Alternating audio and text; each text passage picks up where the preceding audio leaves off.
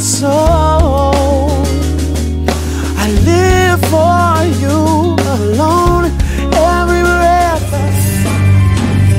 Nous bénissons le Seigneur ce matin. Je pense que c'est le temps de l'esprit. J'avais dit la dernière fois qu'il y a une personne qui désire fortement parler en langue. Et je vais te dire que Dieu a répondu à ta demande et à ton aspiration. Le petit feu qui s'embrasait ce matin, entretiens-le et Dieu te surprendra. Alléluia. Et ta langue va se délier, tu vas commencer à parler une langue que tu ne comprends pas. Mais c'est une langue de feu, une langue de puissance qui va se libérer et que tu vas libérer au travers de toi afin de mettre toutes choses à sa place au nom de Jésus. Et je le déclare ainsi sur ta vie. Le mois de janvier ne terminera pas sans que Dieu ne te supprenne. Ce mois ne finira pas et tu vas être surpris que ta langue soit déliée et tu commences à parler une langue que tu ne peux imaginer. Ce qui arrive à chacun de nous, ça t'arrivera aussi. Merci Seigneur. Amen. Nous prions rapidement pour la parole. Nous te bénissons parce que tu es là, Seigneur. Nous te remercions car tu es grand. Merci pour ta présence. Merci parce que tu es là depuis le départ et tu continues avec nous. Je te remercie pour ta grâce. Papa, je vais libérer ta parole. Même à ce qu'elle soit pour quelqu'un ce matin. Toute la gloire te revienne maintenant et à jamais. Merci Seigneur. Amen. Merci beaucoup. Alléluia. Amen. Que Dieu vous bénisse. Amen. Nous sommes enfin au 12e jour. Alléluia.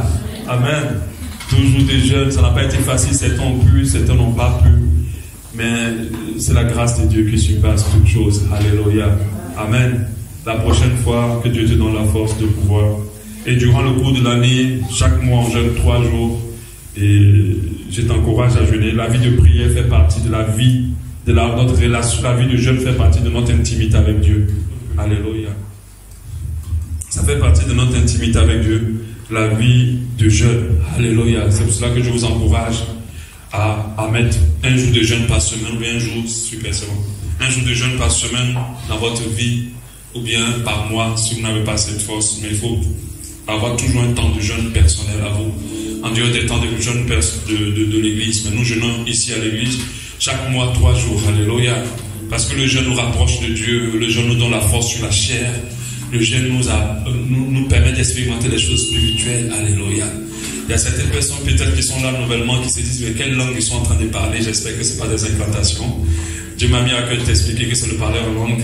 C'est un signe du Saint-Esprit en nous. Et ça fait partie d'un signe du Saint-Esprit. Alors tu peux avoir l'Esprit de Dieu sans parler en langue, bien sûr. Et il te permet de prier plus efficacement. Parce que quand tu pries en langue, tu ne sais pas ce que tu dis, mais l'Esprit t'oriente dans ce dans quoi tu dois prier.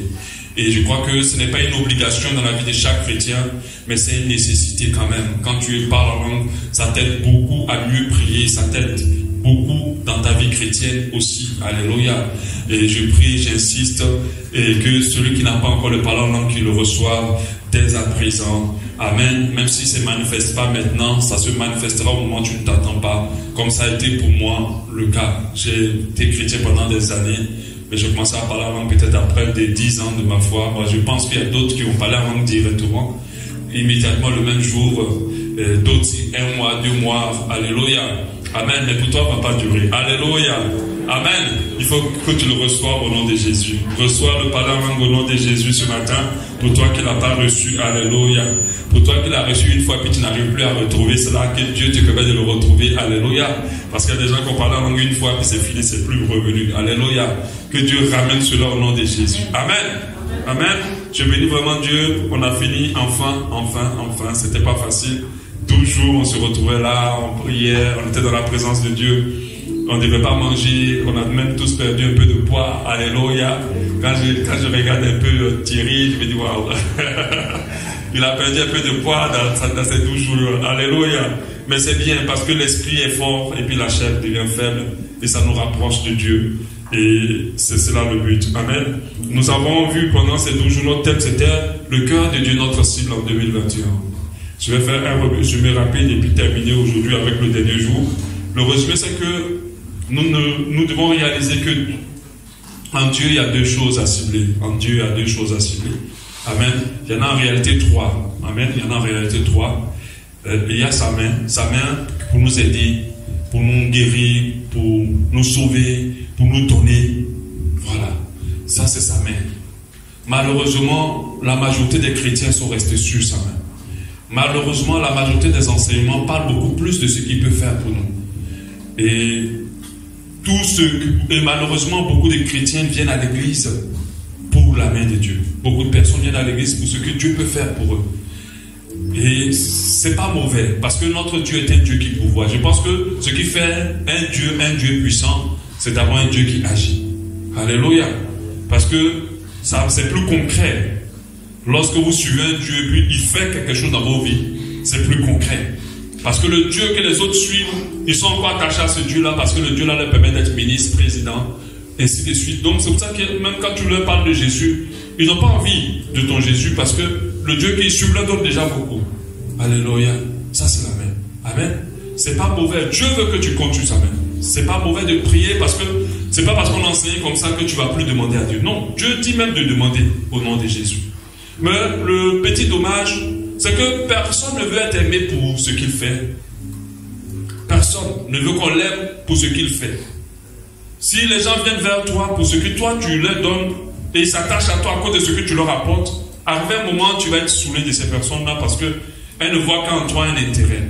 Et malheureusement, beaucoup de chrétiens ne voient en Dieu qu'en Dieu l'intérêt et pas plus. C'est dommage.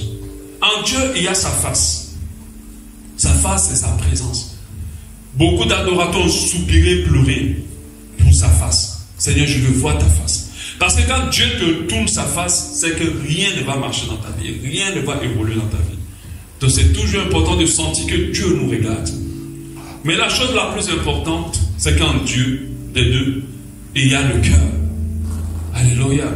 Le cœur de Dieu, c'est celui-là que nous devons cibler lorsqu'on part dans une dimension de relation avec Dieu. Vous savez, quand tu touches le cœur de quelqu'un, tu n'as même plus besoin que de lui demander quelque chose. Sa main va se libérer pour toi. Alléluia. Quand tu touches le cœur de quelqu'un, tu n'as même plus besoin de lui dire fais ci, fais ça. Dès que tu as touché le cœur de quelqu'un, cette personne-là va te faire du bien. Et je parlais de l'exemple de cette ménagère qui s'est vue offrir une Mercedes par sa patronne. Et je dis clairement, ce n'est pas une ménagère qui faisait juste son travail. Elle allait bien au-delà de son travail. Elle a pu toucher le cœur de sa patronne. Alléluia. Elle n'est pas venue pour un salaire. Elle a aimé cette patronne et elle a investi sa vie à faire du bien dans la maison de cette patronne. Et la patronne lui a dit, tiens cette clé. Elle pensait que c'était pour la ranger, mais elle dit, la voiture c'est à toi. Alléluia. Nous avons compris pendant tout ce moment que le cœur de Dieu, il faut qu'on le connaisse. Tu ne peux pas toucher quelqu'un ou faire plaisir à quelqu'un si tu ne sais pas comment il fonctionne. Si tu ne sais pas qu'est-ce qu'il est en réalité à l'intérieur. Vous savez, nous tous sommes pareils, mais notre intérieur, ce n'est pas tout le monde qui le connaît. C'est ceux qui nous fréquentent vraiment. Alléluia. Et quand tu connais quelqu'un de l'intérieur, tu sais comment lui faire plaisir. Alléluia. Et nous avons compris que lorsque tu touches le cœur de Dieu, il te donne au-delà de ce que tu peux imaginer ou penser. On avait pris l'exemple de Salomon. Il est venu vers Dieu, il a fait une grande offrande. Et il avait touché le cœur de Dieu. Et Dieu est venu vers lui pour lui dire, demande-moi ce que tu veux et je te donnerai.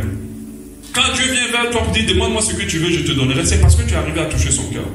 Alléluia. Mais quand Dieu lui dit ça, il est encore extraordinaire, Salomon. Il lui dit, moi je veux juste de la sagesse pour gérer le peuple que tu m'as donné. Je pense que si toi, Dieu t'avait dit cette question-là, ta liste vraiment sera tellement longue, je ne sais pas si tu finiras de citer ce que tu veux. Amen.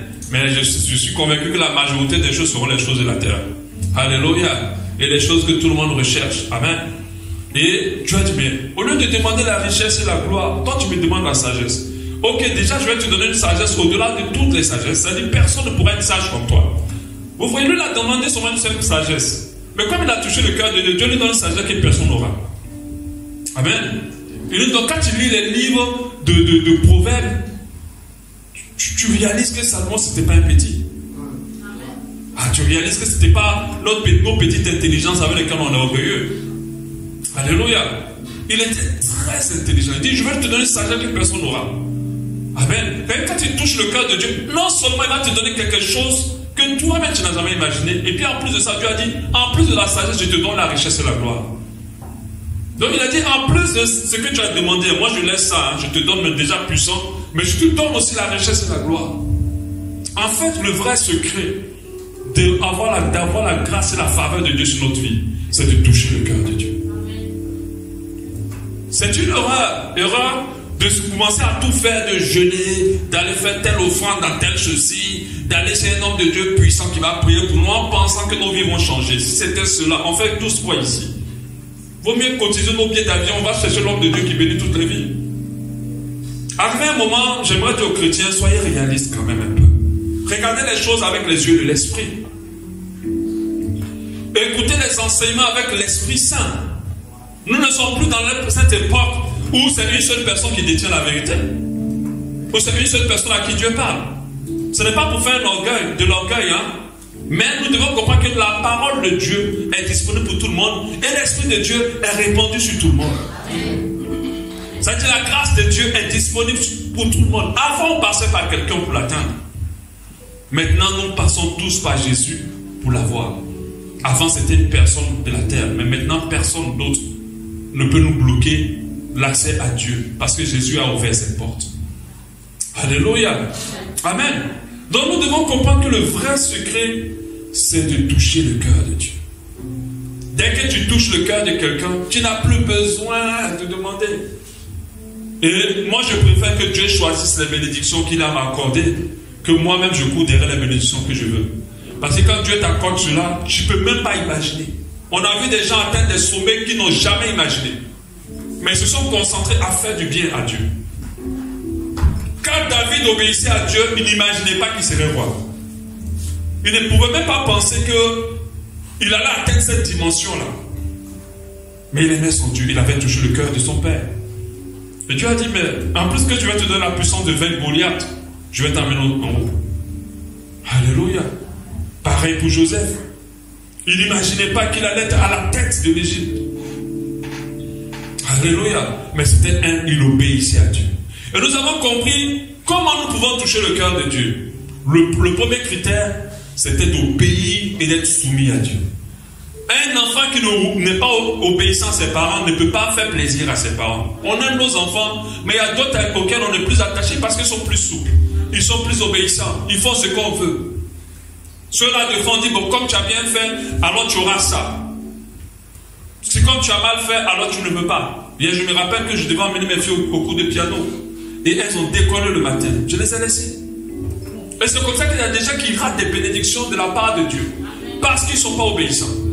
L'obéissant commence d'abord par obéir à sa parole. Alléluia. Par obéir à sa parole. À l'intégrer dans notre vie. D'autres veulent vivre n'importe comment. Et ils veulent la bénédiction de Dieu. Alléluia. Hier, j'ai vu une vidéo, je crois que c'est hier ou avant-hier. Un chanteur, il était en train de parler sur YouTube, il était un peu fâché. Parce qu'il a fait un chant de louange vraiment pour évangéliser, pour parler aux gens de Jésus. Et malheureusement, pour lui, heureusement, je ne sais pas. Il retrouve son chant sur Internet avec 3 homosexuels qui sont en train de chanter ça, avec les maquillages, les make-up, tout ça. Il dit, vous aussi, pourquoi vous écoutez les paroles du chant? Et vous êtes dans les make-up, vous êtes en train de chanter l'évangile. Pour eux, c'est bien. Mais ils ne savent pas ce que, de la manière dont ils sont en train de vivre, ce n'est pas en accord avec Dieu. Tu veux déjà toucher le cœur de Dieu, fais d'abord ce qu'il dit. Commence à appliquer la parole de Dieu. Ça commence par là. La bénédiction n'est plus détenue par quiconque. Alléluia. Elle est accessible à tout le monde, mais à condition que tu commences à obéir à Dieu. Amen. Ensuite, le deuxième volet, on a vu, je crois que c'était, vous savez que suivi? Hein? Comment? Toucher le cœur de Dieu par... vous êtes sûr que vous étiez en train de... Certains ne pas les livrer. Pas ça? L'obéissance. Non, l'obéissance, on l'a déjà dit. Deuxième maintenant. Tu vois. Vous avez fini de regarder à l'intérieur. L'offrande sacrificielle, on avait donné cette précision que ce n'est pas l'argent. Parce que des fois, quand on dit offrande sacrificielle, on dit prends une bonne offrande. Donc il y a des mauvaises offrandes. En fait, la bonne offrande, c'est un gros chèque ou bien un gros montant. Non, non, non. L'offrande sacrificielle, c'est une offrande que tu fais à Dieu qui touche le cœur de tous les pères aiment les offrandes. Ce n'est pas forcément de l'argent. C'est déjà ta propre vie. Parce que c'est la chose la plus précieuse que tu as. C'est ton temps. C'est tes finances, c'est tes moyens. C'est ce que tu as, que tu mets à la disposition de Dieu. Je me rappelle quand on a commencé l'œuvre. C'est vrai que les gens m'ont dit oui, il y a les églises partout, même dans les toilettes, il y a les églises. Oui. Mais nous, on a dû sacrifier notre salon quand on a commencé l'église. Pas parce qu'on s'est dit, waouh, c'est un bon business, on va gagner beaucoup d'argent dedans. Non, on savait seulement que Dieu nous avait appelés. Et il a dit, commencez.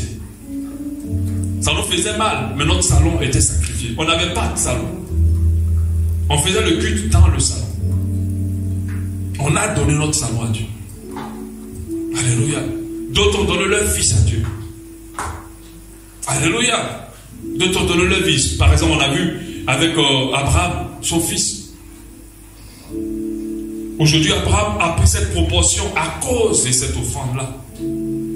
S'il n'avait pas réussi à le faire, il n'aurait pas atteint ce niveau. Amen. Donc, l'offrande sacrificielle, c'est une offrande qui a de la valeur. C'est des fois une folie. Aujourd'hui, toutes tes copines, elles couchent, elles vivent, elles font ça. Toi, tu as dit mon corps, c'est pour Dieu. Personne ne le touchera jusqu'à ce que je me marie. Tu as offert ton corps à Dieu. Dieu ne peut pas te laisser comme ça. Dieu va forcément te bénir parce que c'est une offrande d'offrir son corps à Dieu. Alléluia. Et quand tu te préserves comme ça, Dieu est touché. Tu dis, mais elle peut tout faire. Ou bien il peut tout faire. Elle a toutes ces belles filles. Il n'est pas vilaine. Elle n'est pas vilaine. Il y a ces beaux garçons, ces riches gars qui sont là. Mais elle dit non. Elle a offert. Mon corps là, c'est pour Dieu. C'est pas pour vous.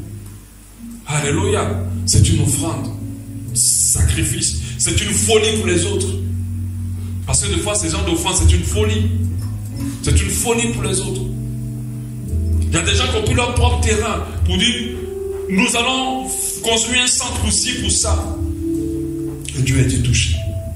Alléluia. Des fois, si c'est l'argent, parce que ça te touche, et tu prends une enveloppe, tu dis, Seigneur, voilà, pour ton œuvre, tu dois avancer.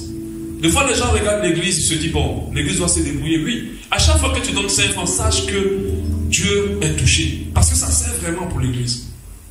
Ce n'est pas pour maman et papa pasteur, pour aller se bronzer quelque part. Non, pas du tout. C'est vraiment pour l'église. On soutient des gens avec ça. On aide les gens. On paye des choses pour que le culte soit fait. Et Dieu est touché. À cause de ce que tu fais. Alléluia. Et le troisième, c'était la charité. Amen. Tu veux toucher le cœur de Dieu. Sache que le cœur de Dieu bat pour des choses. Bat pour des gens. Bat pour les veuves. Bat pour les orphelins. Bat pour les gens qui sont à l'hôpital. Bat pour ceux qui sont en prison, même s'ils ont fait des bêtises. Jésus a dit, j'étais en prison, vous ne m'avez pas visité. Manifester la charité, c'est l'amour du prochain. Charité, c'est l'amour du prochain. C'est le fait de se soucier de l'autre. Et nous sommes dans une société où on n'a pas le temps pour l'autre. Alléluia. Dieu veut que nous aidons les gens. Ne touche surtout pas à l'orphelin. Parce que le cœur de Dieu bat pour lui. Et il y a beaucoup de versets qui parlent de l'étranger. Des fois, les gens sont maudits pour rien. Parce qu'ils ont osé parler mal d'un étranger. Ils ont méprisé un étranger. Dieu est pour celui qui n'est pas dans sa patrie. Il est avec lui dans l'autre patrie. Alléluia. Et vous lisez la Bible, il donne beaucoup de paroles envers l'étranger. Nous devons manifester la charité. Nous devons aider ceux qui sont dans le besoin. Quand tu fais cela, tu touches le cœur de Dieu. Le cœur de Dieu est ému de compassion lorsqu'un pauvre est aidé. Mais malheureusement, c'est ceux qui n'ont pas Dieu qui le font. Ceux qui n'ont pas Dieu. Quand tu regardes des fois la télé, tu vois des émissions où des gens viennent, ils cassent la maison de quelqu'un, ils la reconstruisent. Il sait que cette maison est en train de rendre la personne malade, elle n'a pas les moyens. Et tu vois la personne, elle pleure de joie parce que quelqu'un est venu nous donner une autre vie. Dieu est touché. Ou bien je me rappelle de l'autre où le patron, la femme elle était là, elle devait marcher des kilomètres et tout ça, il avait offert une voiture à la femme. Elle souffrait, elle avait du mal. L'autre, il n'avait pas de maison, il avait offert une maison. Le patron avait offert une maison à son employé. Amen. Quand la personne pleure comme ça de joie, Dieu est ému de compassion. Et Dieu se rappelle de ce que tu as fait. C'est pour ça que j'ai dit aux gens, faites attention. Nos banques physiques sur la terre ne sont pas plus importantes que nos banques célestes. Et dans la banque céleste, là, ce n'est pas d'argent qui rentre là-bas. C'est toutes les actions de charité qu'on manifeste envers les gens. Dès que tu fais du bien, c'est pour ça que quand tu as fait du bien à quelqu'un, si tu as répondu en mal, il ne faut pas pleurer, c'est retenu dans le ciel. Et ça va parler pour toi le jour où tu vas quitter ce monde. Alléluia. Et c'est en cela qu'on amasse des trésors dans le ciel, en faisant du bien aux gens. Et nos vies sont bénies. Parce qu'en plus de cela, Dieu va se souvenir de nous sur cette terre. Parce qu'il a dit dans ce siècle présent et dans le siècle à venir. Notre Dieu ne nous bénit pas seulement qu'au ciel, mais aussi sur la terre. Parce qu'on manifeste la charité. Quand tu fais cela, tu touches le cœur de Dieu. Mais on a compris qu'il y a quelque chose de plus mieux que toucher le cœur de Dieu. C'est d'avoir le cœur de Dieu. Amen. Avoir le cœur de Dieu, c'est de rentrer dans l'esprit de Dieu. Et je parlais de cette ménagère, ou cette ménagère que tu embauches. Et à un moment, elle t'étudie, et puis elle essaie de te comprendre. Et puis elle commence à anticiper ta volonté. C'est une ménagère desquelles on est toujours satisfait. Et elle peut mieux nous toucher. Alléluia. Elle peut mieux nous toucher. Je me rappelle qu'on avait un moment une des ménagères comme ça. Quand il nous manque une bassine, un truc comme ça, elle prend son propre salaire, elle les achetait. Avant qu'on ne vienne, elle a déjà acheté une bassine pour laver les habits. À la fin de chaque mois, quand on lui paie son salaire, elle nous fait une offrande. Amen. Oui, ma femme est là. Elle nous faisait des offrandes. Elle faisait son petite enveloppe. Elle venait donner. Sa petite enveloppe, elle venait donner. Mais celle-là, vous pensez que c'est à cause de l'argent qu'elle est là? Non. Elle vous aime. Elle veut vous toucher. Et il faut qu'on ait ce rapport de relation avec Dieu. Arrêtons de voir le Dieu que vous voyez simplement. Personne ne veut être aimé pour ce qu'il fait dans la vie de l'autre. On veut tous être aimés pour ce qu'on est. Alléluia. On veut tous aimer pour ce qu'on est. Et les véritables adorateurs s'approchent de Dieu pour ce qu'il est. Et c'est là qu'il y a beaucoup de problèmes. On a une catégorie de chrétiens qui sont très loin de ça. Très loin. Et malheureusement, c'est ce qui est plus en vogue. Quand vous regardez la liste des programmes d'aujourd'hui, vous vous dites, mais attends, ces personnes, elles sont sûres qu'ils ont rencontré Jésus. Comme on voit, viens pour que ta vie soit, tous les ennemis de ta vie soient détruits. Et puis quoi encore? Quand tu as touché le cœur de Dieu, est-ce que quelqu'un peut te toucher? Tu n'as même pas à t'occuper de tes ennemis. Tu n'as même pas à penser à ce qu'ils font avec toi. Tu ne peux même pas imaginer le nombre de combats que Dieu gère, tu n'es même pas au courant. Et qui te donne la victoire sans que tu le saches. Vous pensez qu'il a dit qu'on est plus le vainqueur, pourquoi? Ou on fait un combat? On ne fait pas de combat, c'est lui qui s'en occupe. Touche ton cœur, ton cœur. Ton but, c'est de toucher le cœur de Dieu. Tous ceux qui se lèveront contre toi vont descendre. Tu n'as pas besoin d'aller dans un programme bizarre ou miracle ou truc, qui sont maintenant mystiques tellement. L'Africain est tout mélangé en fait. L'église est devenue tellement mystique que même quand le féticheur vient dans l'église, mais c'est sans même sur lui. Oui, parce que moi je ne vois pas trop la différence en fait. Alléluia. Où est passé Dieu? Où est passée la croix? Alléluia. Faites attention. Personne ne détient votre bénédiction. Amen. Donc nous devons toucher le cœur de Dieu. Avoir le cœur de Dieu, c'est ce qui est le plus important. Et nous avons compris que avoir le cœur de Dieu, on peut l'avoir par sa parole. Avoir le cœur de Dieu, c'est que l'Esprit de Dieu soit sur nous. Vous savez, vous pouvez guider des gens longtemps dans votre leadership. Mais si les gens ne prennent pas votre cœur, vous aurez des problèmes à un moment donné. Vous allez toujours vous battre. Vous avez fait trop d'efforts. Vous êtes la personne, mais c'est évident. Mais lui, ce n'est pas évident chez lui. Parce qu'il n'a pas eu ton cœur. Et quand tu as le cœur de Dieu, tu comprends toutes les évidences de Dieu. Tu comprends ses pensées, tu comprends tout. Et on peut avoir le cœur de Dieu d'abord par sa parole. en la méditant, en y croyant, en s'investissant. Plus vous lisez la parole de Dieu, plus la parole de Dieu vous donne le cœur de Dieu. En fait, en réalité, la parole de Dieu est là pour te donner le cœur de Dieu. Alléluia. Parce que si tu n'as pas de cœur de Dieu, tu ne peux pas être son fils. Amen. Si tu n'as pas le cœur de Dieu, tu ne peux pas être son fils. Elle est là pour nous donner le cœur de Dieu. Et nous devons nous imprégner constamment. La parole de Dieu nous dit à Ézéchiel 36, 26, je vous donnerai un cœur nouveau et je mettrai en vous un esprit nouveau. J'ôterai de votre corps le cœur de pierre et je vous donnerai un cœur de chair. Ce cœur nouveau que Dieu nous donne, c'est son cœur. C'est son cœur. Et il le fait au moyen de sa parole. Il y a seulement deux moyens pour avoir le cœur de Dieu. Même si nous le demandons à Dieu, il y a seulement deux moyens par lesquels il passe pour nous donner son cœur. Sa parole et le Saint-Esprit. Alléluia. Sa parole et le Saint-Esprit. On le voit au travers de Jean 3:3. Jésus répondit à Nicodème, en vérité, je te le dis, si un homme naît de nouveau, il ne peut voir le royaume de Dieu. Naître de nouveau, c'est avoir le cœur maintenant de Dieu. C'est de quitter du cœur de pierre au cœur de chair. Mais sauf qu'il dit au verset 5, Jésus répondit, en vérité, je te le dis, si un homme ne naît d'eau et d'esprit, nous savons que l'eau, c'est la parole. Vous voyez dans la Bible, on dit, lave-moi par tes paroles. Si un homme ne naît d'eau et d'esprit, il ne peut entrer dans le royaume de Dieu. Donc ça veut dire que Dieu, pour te donner son cœur, il va te permettre de naître d'eau, c'est-à-dire de sa parole, et de l'esprit. Alléluia. Quand tu nais d'eau et d'esprit, alors tu auras le cœur de Dieu.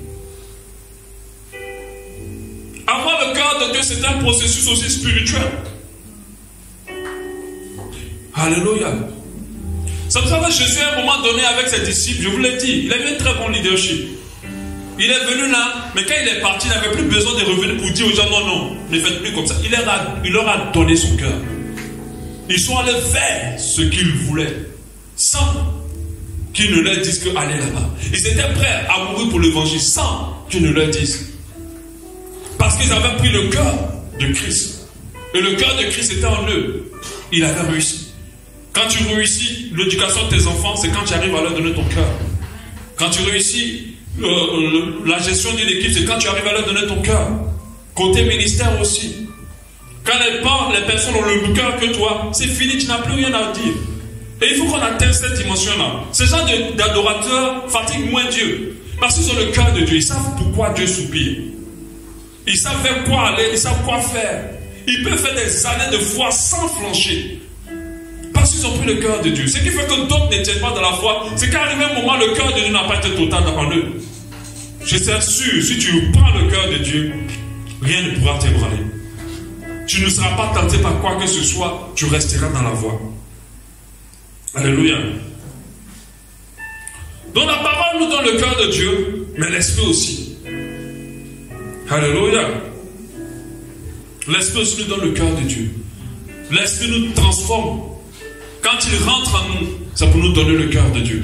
Et nous avons le fruit de l'esprit, en fait, qui est la description du cœur de Dieu. Galates 5, 22. Mais le fruit de l'esprit, c'est l'amour. Qu'est-ce qu'on a dit? Quel était le caractère de Dieu? Dieu était amour. Amen. C'est la joie. C'est le cœur de Dieu. Dieu est toujours joyeux. Il n'a pas de mauvaises et de bonnes périodes. Amen. Lui, il est toujours en joie. Amen. Dieu est toujours joyeux. La paix. Dieu n'est jamais troublé. Amen. La patience. Ah, si Dieu n'était pas patient, je ne sais pas si on serait tous ici. Amen. En fait, c'est le cœur de Dieu, le fruit de l'esprit. La bonté. Ah, on connaît tellement la bonté de notre Dieu. Amen. La bénignité, bienveillance. C'est-à-dire, il sait se comporter avec les gens. Être bienveillant, savoir bien se comporter avec les gens. Dieu n'humilie pas les gens. Dans les endroits où vous partez pour vous humilier, pour vous filmer là, Dieu n'est pas là-bas. Où vous faites des saltos dans l'église et vous salissez pour film là. Dieu n'humilie pas les gens. Amen. Il est bienveillant. Mais si tu as déconné, ce n'est pas pour autant qu'il va t'humilier. Alléluia. Amen. La fidélité. On a dit son cœur est fidèle. Dieu n'agit pas en fonction de ce que tu fais. Si c'était cela, nous tous on était foutus. Parce qu'on n'est pas parfait tout le temps. Quand il a dit, il reste. accroché à ça, ce qu'il a dit. Il ne change pas. Même quand toi tu te trompes, il continue à te bénir. Alléluia.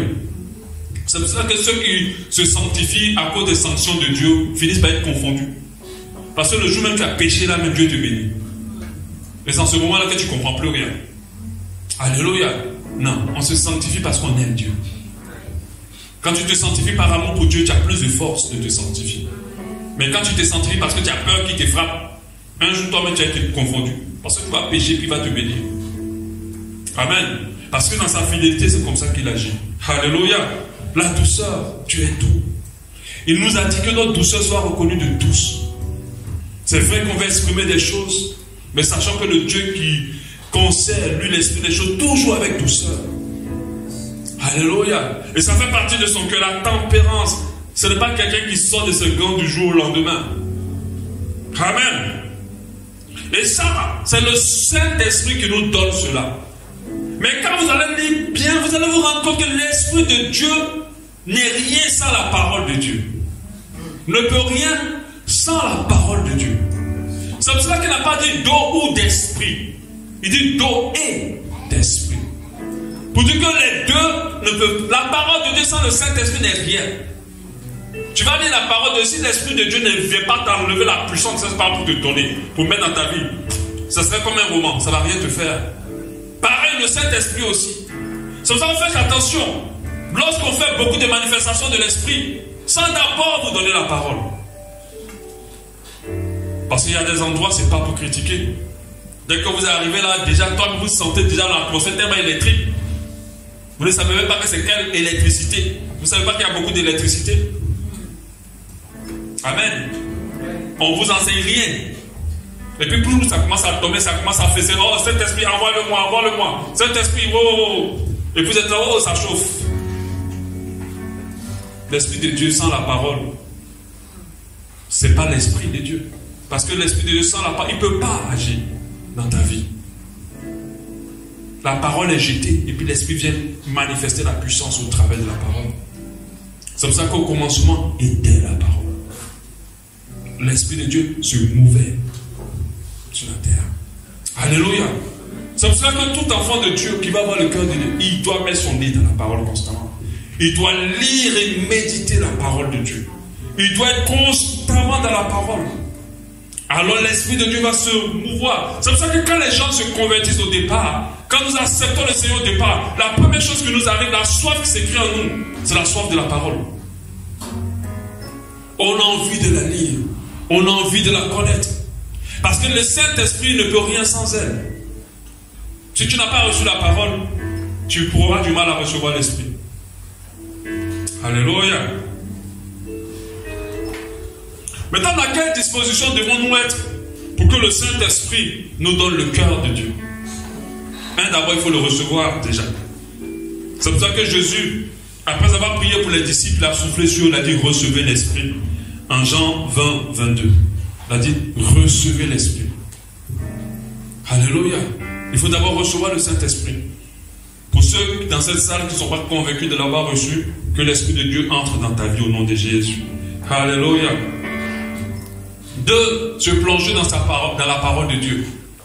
Parce que si tu n'es pas en contact avec la parole de Dieu, je pense que l'Esprit de Dieu aura du mal à se mouvoir dans ta vie. Alléluia. C'est ton contact avec la parole de Dieu qui va permettre au Saint-Esprit d'agir dans ta vie. 3, ne pas attrister le Saint-Esprit. Nous l'attristons lorsque nous péchons. Alléluia. Mais lorsque le Saint-Esprit est attristé, il aura du mal à façonner ton cœur comme celui de Dieu. Éphésiens 4, 30, n'attristez pas le Saint-Esprit de Dieu, par lequel vous avez été scellés pour le jour de la rédemption.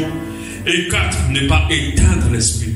On éteint l'Esprit lorsqu'on persévère dans nos péchés, lorsqu'on persévère dans notre égarement. Et il y a d'autres qui n'ont plus l'Esprit. Ils font énormément de choses dans l'église de Dieu, mais ils n'ont plus le Saint-Esprit, ils n'ont plus la flamme. Elle s'est complètement éteinte. Parce que quand la flamme est là, tu ne peux pas perdurer dans ce qui n'est pas bon. Alléluia. Dès que tu flanches un peu, souvent tu sens que tu dois te lever quand tu as encore la flamme. Alléluia. Donc le Saint-Esprit vient nous donner le cœur de Dieu. Et notre objectif à tout croyant, c'est d'avoir le cœur de Dieu. Amen. 2021, il faut que nous le cherchions. Il faut que ceux qui n'ont pas une vie de méditation assez régulière, Que la grâce de Dieu te permette de les avoir. Que tu aies la force de lire. Et j'ai dit la parole de Dieu, ce n'est pas forcément d'ouvrir la Bible. Tu peux écouter aussi des enseignements, mais des enseignements qui t'amènent vers Dieu. Pas les autres qui te disent tu as la tête, tu n'es pas la queue. Non, ça, il faut laisser ça. Amen. Moi, je préfère être à la tête lorsque Jésus va venir me surprendre que d'être à la tête ici. Alléluia. Amen. C'est pas ça. Pas des enseignements qui te flattent constamment. Parce qu'on va te dire tout. Mais si tu n'es pas ancré dans la parole, on est en train de te séduire. Vous savez, vous pensez que quand Jésus a dit il aura des paroles séductrices, vous pensez que c'est quoi en fait ces paroles-là? Ce sont des paroles qui semblent être bibliques mais qui ne le sont pas. C'est-à-dire que si tu n'as pas l'Esprit de Dieu, tu vas les confondre à quelque chose qui vient de Dieu. Il faut bien te rassurer que tout ce qui est libéré te ramène vers Christ. Te permet d'être davantage humble, simple. Chercher la parole de Dieu. Te sanctifier davantage. Réaliser que tu n'es rien, que tu as parole de Dieu, tu disparais demain. Alléluia. Il faut qu'en 2021, tu aies soif de cette parole. J'ai même parlé de ceux qui veulent lire la Bible entière. Je vous encourage à commencer. Moi, je l'ai déjà fait. Je vous encourage. Sincèrement, quand tu finis de lire la Bible entière, tu ne peux pas y pareil. Les fondements de notre foi, c'est la parole de Dieu. Alléluia. Je vous encourage, commencez par Genèse, un chapitre par jour. C'est vrai que d'autres disent en un an, tu n'es pas obligé de faire un an. Commence si c'est 2-3 ans, un chapitre par jour. Bats-toi un chapitre par jour. Si tu as sauté un jour, tu le rattrapes, mais ne laisse pas. Alléluia. Je suis convaincu qu'à la fin de la lecture, ta vie va atteindre nos dimensions spirituelles. Amen. Ceux qui vont chercher le diable, ils lisent beaucoup de livres, je vous assure. Amen. Mais nous qui cherchons Dieu, nous ne lisons même pas le seul livre qu'il nous a donné. Amen. Même si tu ne lis pas les livres écrits, ce n'est pas grave, mais que la Bible finit là. Et c'est possible parce que d'autres l'ont lu 7 fois, 6 fois, 3 fois, entièrement. Amen. Vous pouvez aussi écouter des enseignements. Alléluia. Amen. Donc mon message est fini pour aujourd'hui. Je crois que vraiment, on a reçu ce qu'il fallait recevoir. Pour ceux qui n'ont pas suivi les 12 jours, je vous encourage à aller sur notre YouTube et à réécouter message par message et à comprendre l'esprit dans lequel l'Église s'inscrit cette année et à rentrer dans cet esprit ensemble avec nous. Alléluia. Parce que Dieu bénit des fois aussi les groupes quand 2 ou 3 personnes sont en accord, alors Dieu libère quelque chose pour eux. Alléluia. Est-ce qu'on peut déjà commencer à prier?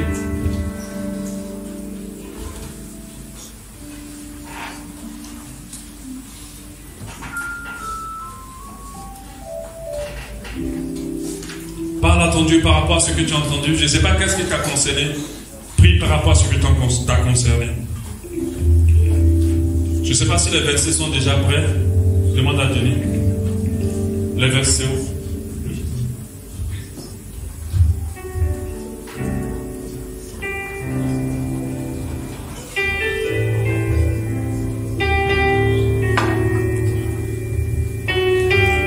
Parlez à votre Dieu ce matin pour ce que tu es.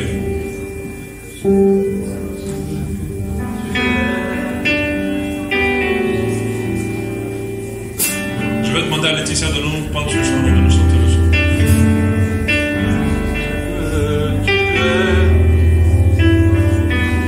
Parle à ton Dieu, parle à ton Dieu. Tout ce que tu es, reçois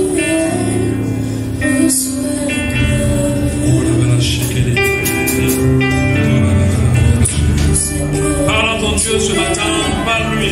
Tu dis qu'en 2021, son cœur est assis. Et que tu veux toucher ton cœur, son cœur. Tu veux réjouir son cœur.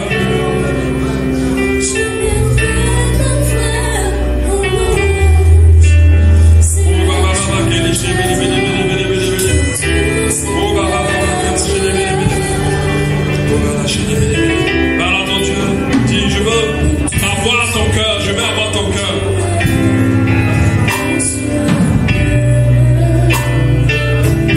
Je veux avoir ton cœur, Seigneur.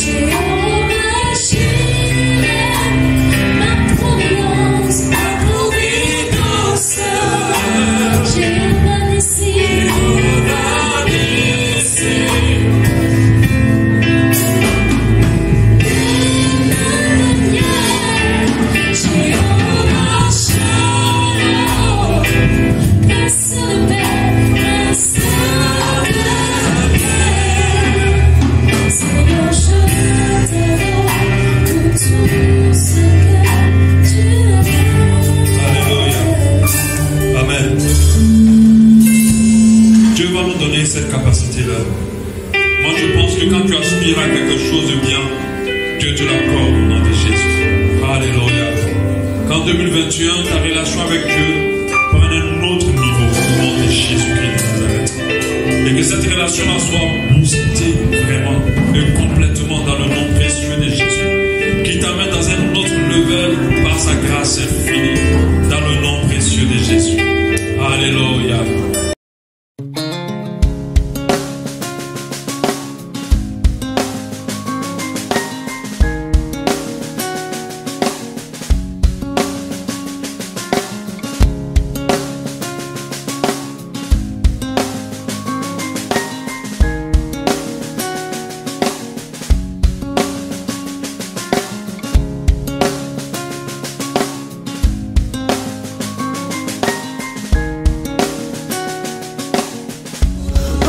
I give you my heart, I give you my soul.